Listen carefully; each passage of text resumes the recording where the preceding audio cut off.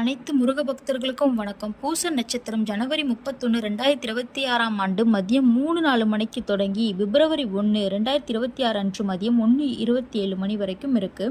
பழனியில் 10 நாளும் முருகனுக்கு 10 வித அலங்காரம் இருக்கும். முதல் நாள் கொடியேற்றத்துடன் தைப்பூசம் தொடங்குகிறது. 2வது நாள் வாகன அலங்காரம் பூஜை முருகனுக்கு நடக்கும். 3வது நாள் சந்தன காப்பு அர்ச்சனை நடக்கும். 4வது நாள் சிறப்பு அபிஷேகம், பால், தயிர், இளநீர், சந்தனம் கொண்டு அபிஷேகம் பண்ணுவாங்க.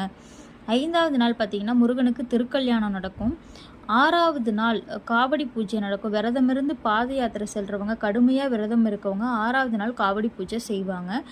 7வது நாள் பார்த்திங்கன்னா தைப்பூசத்தோட முக்கியமான நாளே அன்னைக்கு தான், பிப்ரவரி 1. அன்னை பார்வதி தேவி முருகனுக்கு வேல் வழங்கிய நாளும் அன்னைக்கு தான். 8வது நாள் தேரோட்டம் நடக்கும். 9வது நாள் தீர்த்தவாரி. 10வது நாள் கொடியேற்றத்துடன் தைப்பூசம் நிறைவடையுது. தைப்பூசத்துக்கு அனைவரும் நல்லபடியாக விரதம் இருங்க. முருகனோட அருள் உங்களுக்கு என்றைக்குமே கிடைக்கும். நன்றி, வணக்கம்.